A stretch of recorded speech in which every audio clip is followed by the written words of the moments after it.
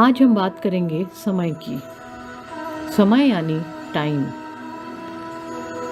इसी टाइम पर कई वैज्ञानिकों ने शोध किए, जिसमें स्टीफन हॉकिंस और एल्बर्ट आइंस्टाइन जैसे बड़े बड़े वैज्ञानिकों का नाम भी आता है। जिस विषय पर इतने सारे वैज्ञानिकों ने शोध किए हों, ऐसा संभव ही नहीं है कि सनातन में उसके बारे में किसी ऋषि मुनि ने नहीं लिखा होगा।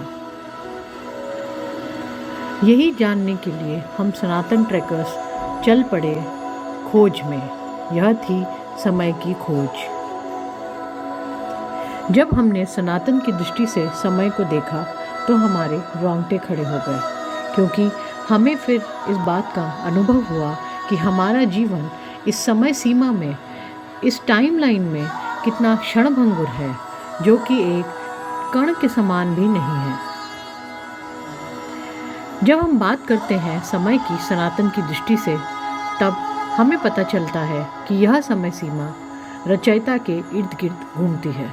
रचयिता यानी वो जिसने इस ब्रह्मांड की रचना की। इस बात की पुष्टि जेट प्रोपल्शन लैबोरेटरी के कई वैज्ञानिक और जापानीज साइंटिस्ट भी कर चुके हैं। वह ये मान चुके हैं कि इस ब्रह्मांड का कोई ना कोई रचनाकार अवश्य होगा। रचनाकार, जिसे हम ब्रह्मा कहते हैं। जी हाँ, ब्रह्मा। ब्रह्मा किसी देवी देवता का नाम नहीं है। यह एक पद है, एक रिस्पॉन्सिबिलिटी है जो एक समय काल के लिए निभाई जाती है। इस रचयिता के यानी इस ब्रह्मा के एक दिन के बराबर होता है 14 मनवंतर। ध्यान रहे, हर मनवंतर में एक मनु होता है और हर मनवंतर में अपनी ही कहानी होती है महाभारत और रामायण की। एक मनवंतर में 71 महायुग होते हैं और एक महायुग यानी 4 युग, जिसे हम कलयुग, द्वापर, त्रेता और सतयुग के नाम से जानते हैं। इन सभी युगों की सीमा मनवंतर के हिसाब से बदलती रहती है।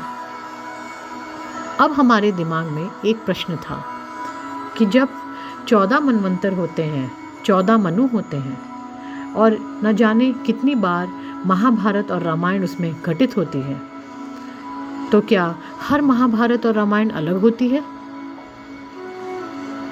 यह खोजने हम आगे चल दिए। फिर हमें एक प्रसंग मिला काकभुशुंडी का। काकभुशुंडी जी के अनुसार उन्होंने कई महाभारत और रामायण देखी हैं और समय काल के अनुसार उन सभी महाभारत और रामायणों का निष्कर्ष का जो आउटकम है वो थोड़ा थोड़ा बदल जाता है।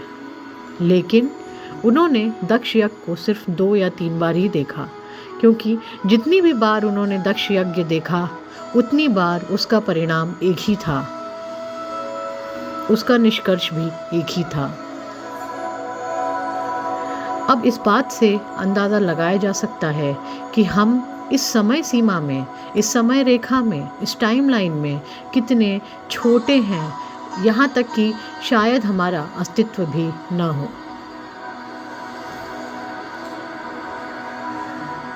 हम सनातन ट्रैकर्स इसकी खोज करने और आगे चल पड़े और तब हमें यह समझ में आया कि एक ही कहानी के अलग अलग रूप हमें कैसे पता चलते हैं।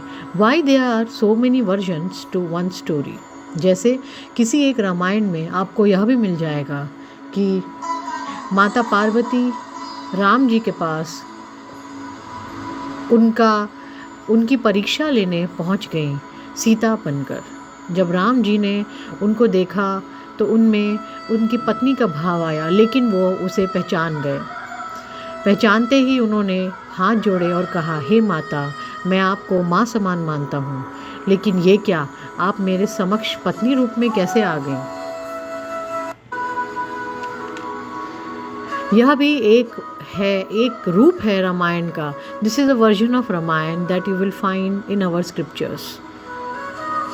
इसका कारण ये है कि हम अपनी संकुचित बुद्धि से उस समय का वर्णन नहीं कर पाते, उस समय को जान नहीं पाते जब ये घटनाएं घटी थी, और पाश्चात्य पढ़ाई से तो यह ज़रा भी संभव नहीं। और भी आगे बहुत सारा गणित था।